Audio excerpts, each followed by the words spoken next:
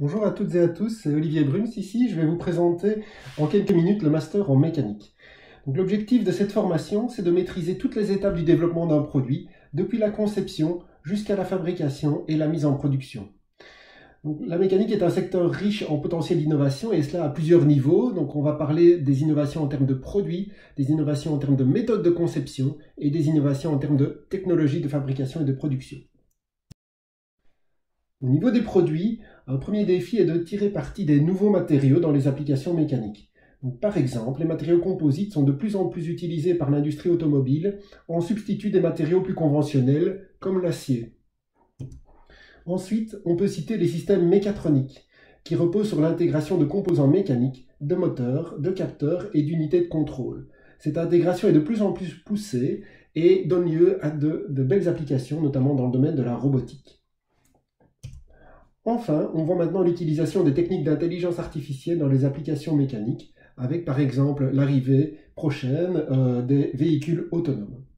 Donc pour être clair, la formation du master ingénieur civil mécanicien, elle est bien centrée sur la mécanique, mais dans celle-ci, on travaille sur cette approche d'ingénierie système, sur cette vision multidisciplinaire. On essaie d'acquérir une vision d'ensemble d'une machine ou d'un équipement, et pour y arriver, eh bien, vous pourrez prendre des cours dans d'autres disciplines, telles que l'électronique ou l'informatique. Alors, les méthodes de conception évoluent fortement avec les outils de conception par ordinateur, c'est la CAO. Vous connaissez le logiciel NX, vous l'avez un petit peu manipulé en premier bachelier. Donc ce sont des outils qui sont abondamment utilisés. Les entreprises utilisent la simulation numérique notamment pour prédire le comportement d'un système avant même de construire le premier prototype. Et ces modèles mathématiques peuvent être utilisés pour détecter des problèmes de conception par exemple ou encore optimiser les performances. Donc la mécanique numérique est très présente dans le programme de formation et c'est une discipline qui s'appuie sur des compétences de base que vous avez déjà abordées en bachelier, que sont la mécanique, les mathématiques, la modélisation mathématique et les méthodes de calcul numérique. Enfin, on peut parler des innovations dans le domaine des méthodes de fabrication et de production.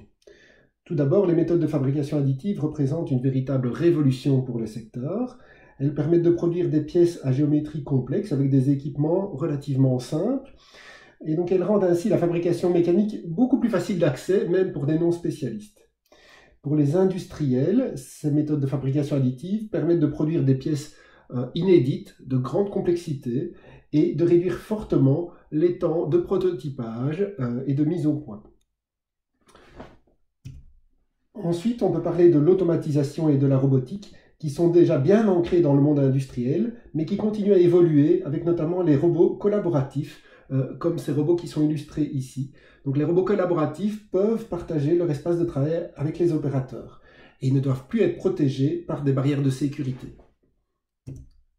Enfin, la digitalisation offre de nouvelles perspectives pour l'amélioration des processus de production, l'amélioration des lignes de production, et cette approche digitalisée exploite le traitement massif des données qui sont collectées par les capteurs répartis sur les lignes.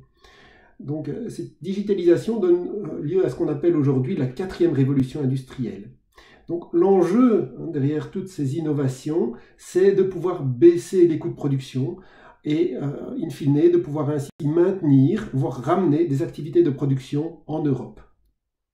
Donc dans le programme, vous recevrez aussi une formation sur ces diverses technologies.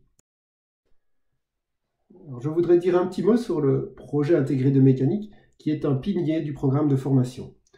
Donc dans ce cours, les étudiants partent d'un problème de conception en début d'année et doivent arriver jusqu'à la réalisation d'un prototype expérimental en fin d'année. Voici quelques exemples de réalisation, donc ici dans le domaine de la robotique ou encore de l'automobile. Donc ça c'est le véhicule qui participe au concours Ecoshell.